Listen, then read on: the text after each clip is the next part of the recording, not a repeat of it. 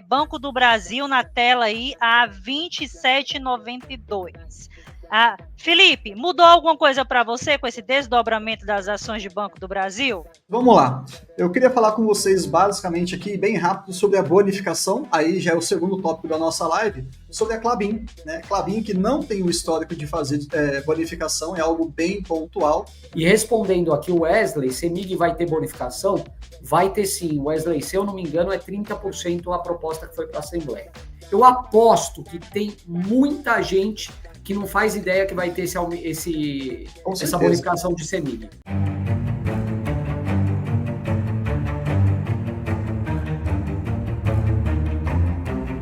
Hoje o tema justamente do pregão é um tema que quase não foi falado essa semana, na verdade. Quase ninguém viu essa semana esse comentário, principalmente falando sobre o desdobramento do Banco do Brasil. E o que eu vi de pessoas, principalmente falando sobre a história do preço médio, que depois muitas corretoras não ajustaram o preço e ficou aparecendo outro preço e por aí vai, etc. Então, a gente vai começar também, né, Felipe, aproveitando, e Bruno, falando a história do desdobramento. A gente chegou até a comentar em outros pregões, bem antes, se eram oportunidades, se não era, o que é que mudava para o investidor a história do desdobramento de ações, e tranquilizar este coraçãozinho de vocês que estão olhando hoje aí, Banco do Brasil na tela aí, a 27,92. Felipe, mudou alguma coisa para você com esse desdobramento das ações de Banco do Brasil? Van, a única coisa que muda, na verdade, é que hoje a gente tem muito mais ações em circulação no mercado. Né? O Banco do Brasil, ele tinha algo próximo de 3 bilhões de ações emitidas. No momento que ele faz esse split ou desdobramento, e como nesse caso foi um desdobramento de 1 para 2, cada uma ação viraram 2, ele está dobrando a sua base acionária. Então, a gente está passando por uma base acionária de quase 6 bilhões de ações, eu acho que é perto de 5.800.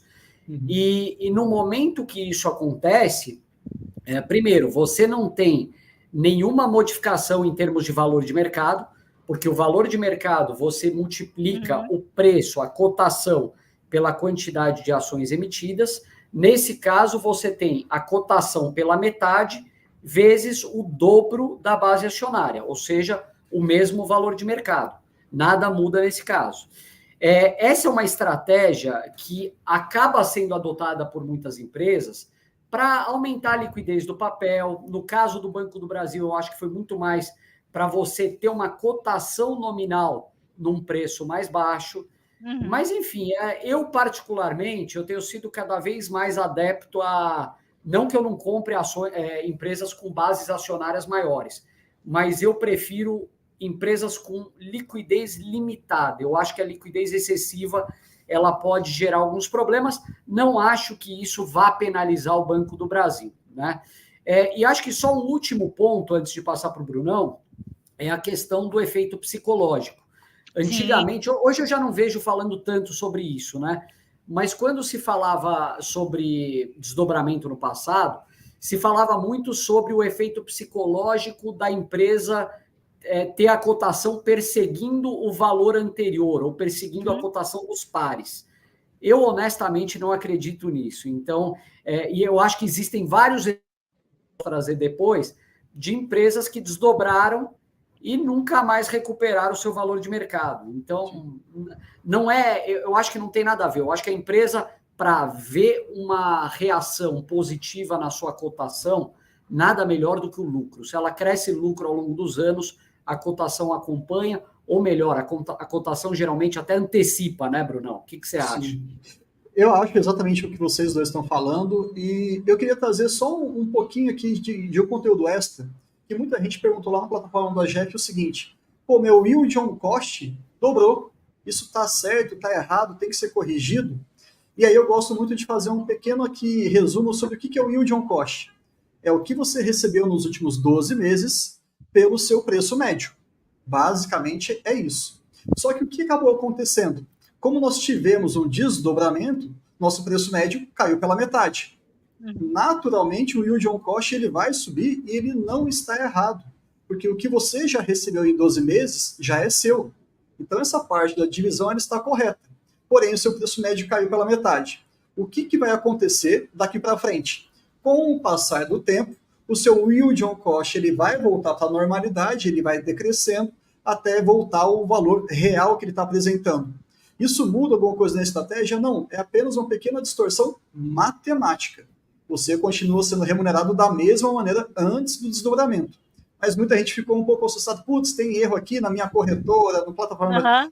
Não. Isso aí é apenas um pequeno ajuste que, com o passar do tempo, isso aí vai ficar tudo normalizado. Mas eu vou ser muito sincero.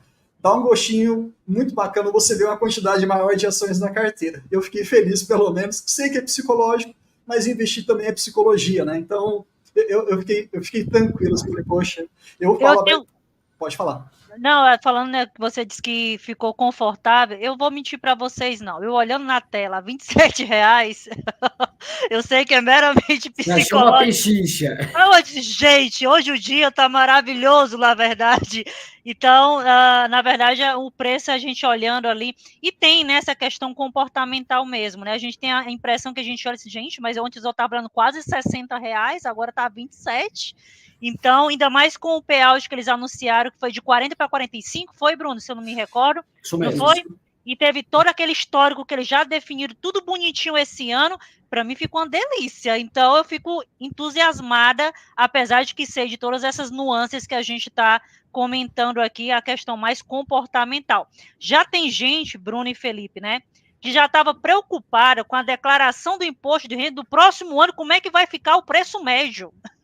Gente, calma, declara pelo menos a do ano passado, que vai ser declarada esse ano, e se preocupa com essa história do preço médio ponderado, não sei o quê, para o próximo ano, que aí tudo vai se ajustar, como até o Bruno aqui já comentou também, tá? Menos ansiedade. Van, você falou de preço médio e o Bruno falou de yield on cost. Para mim, essas são duas métricas que não servem para absolutamente nada. Na verdade, o preço médio serve para você informar a Receita Federal, acho que é a única função.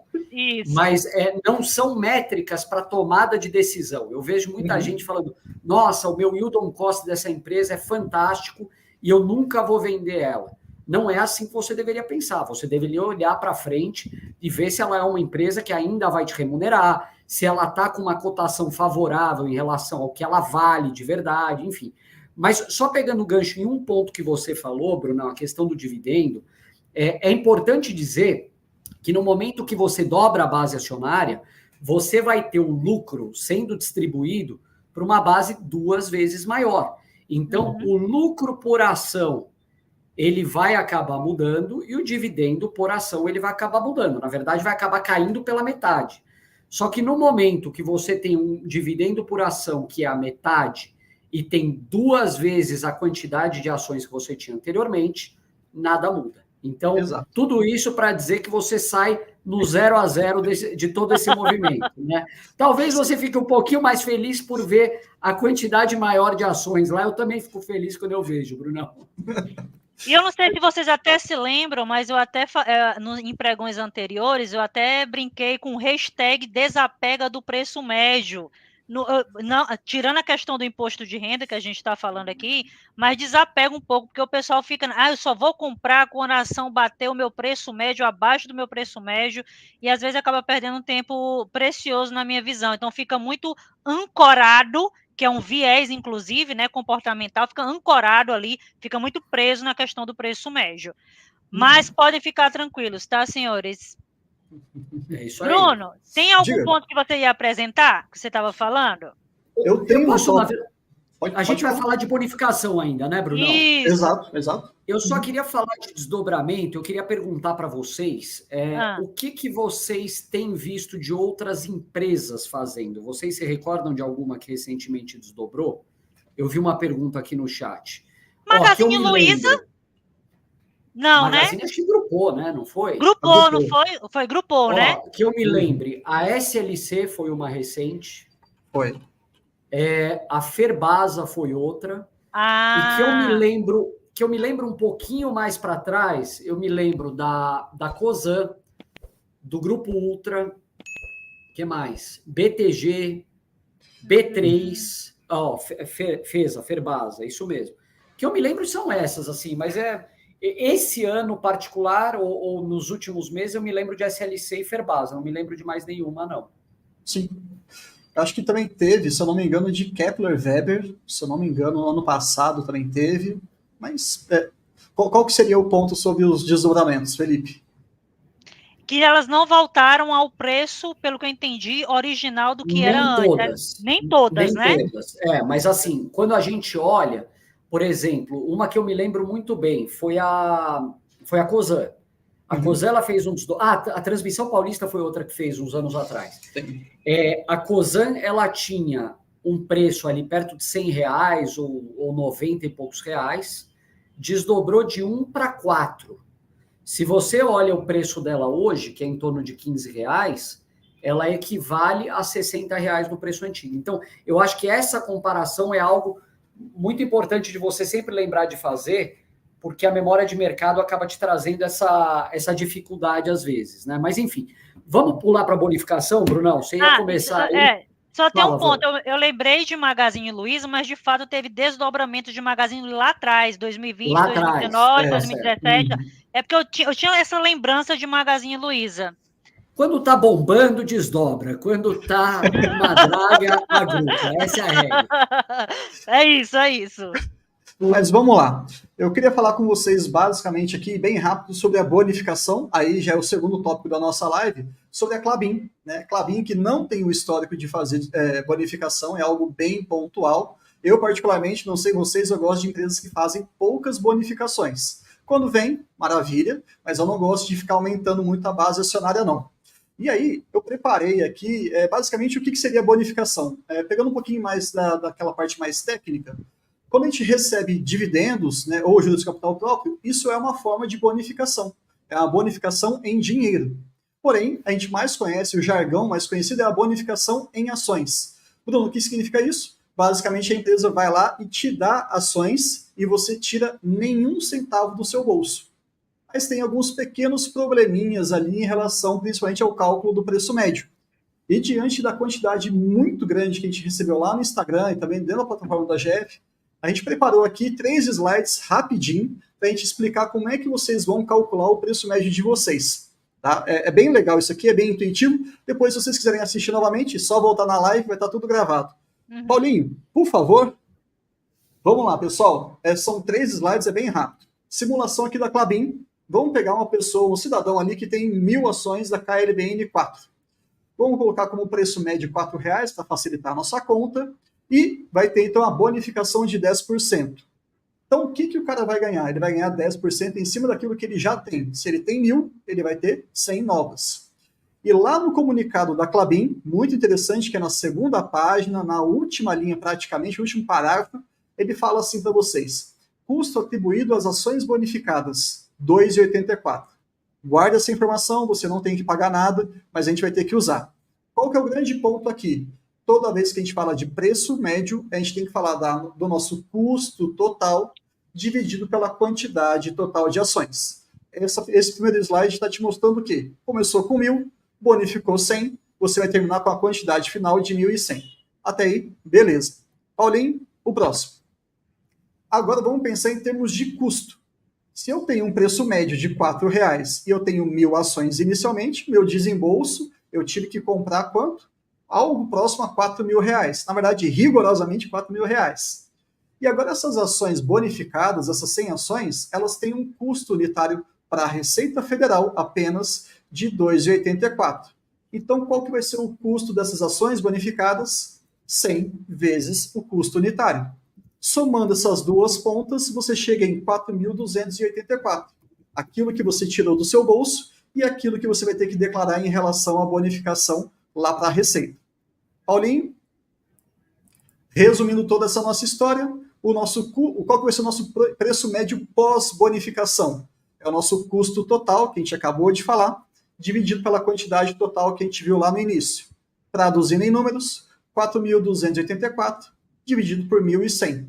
Conclusão, quando você tiver aqui o ano que vem, né, lá em 2025, fazer a sua declaração de imposto de renda com a Klabin, nessa simulação, o seu preço médio vai ser de R$ 3,89, sem você tirar nenhum centavo do seu bolso. o seu preço médio reduziu e a sua quantidade de ações aumentou.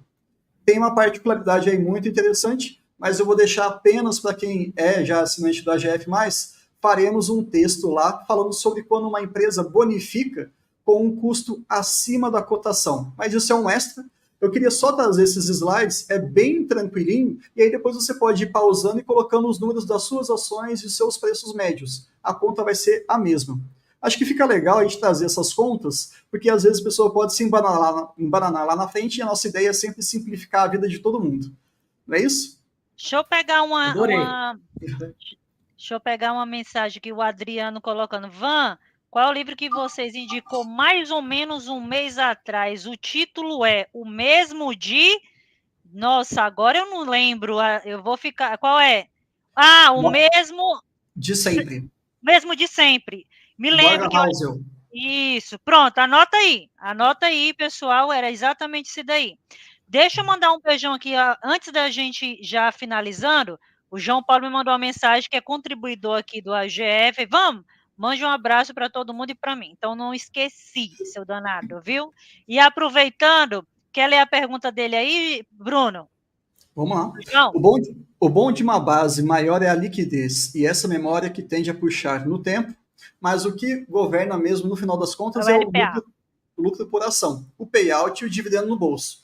João, concordo plenamente com você, né? No final das contas, no final do dia, é o dinheiro no bolso. E a gente sempre tem que lembrar que o dividendo é proporcional à quantidade de ações. Se teve uma redução desse dividendo por ação, não tem problema. O que a gente vai continuar fazendo daqui para frente? Comprando boas empresas a bons preços. Acabou, não tem segredo nenhum. Quer pegar alguma pergunta, Felipe, que está chamando a atenção? Eu não vou pegar uma pergunta, aproveitar também para mandar um abraço para o João Paulo, tem toda a razão, o lucro por ação crescente é o que governa, ele escreveu isso. O Ian Costa falou do livro Ricos, Sábios e Felizes, adoro esse livro também, muito bom, apesar de achar esse nome meio esquisito, né? Parece um livro meio de autoajuda, mas é um livro sobre mercado, tá, pessoal? Vocês vão gostar, exatamente isso que o Bruno está mostrando. Eu só queria ler, rapidinho, Van, eu quero ler o que está escrito nesse aumento de capital aprovado pela Klabin, para comentar um tema que eu acho importante. Está escrito o seguinte: foi aprovado o aumento de capital social da companhia no valor de 1 bilhão e 600 milhões de reais, mediante a capitalização de parte do saldo da reserva para investimentos e capital de giro da Klabin, com emissão de 561 milhões de novas ações. Ela vai ficar ex-bonificação em maio, ou seja, até o dia 6 você tem direito. Por que eu tô lendo isso e por que eu acho importante vocês entenderem um negócio, pessoal? Aqui fala que é mediante a capitalização de uma conta chamada reserva para investimentos e capital de giro. Existem bonificações que elas acontecem mediante a capitalização de outras contas também, reserva de lucro, etc., né? O que isso quer dizer? Quando você emite novas ações baseado numa capitalização de uma conta dessas, a tua base acionária está aumentando, mas você não está emitindo novas ações. O que isso quer dizer?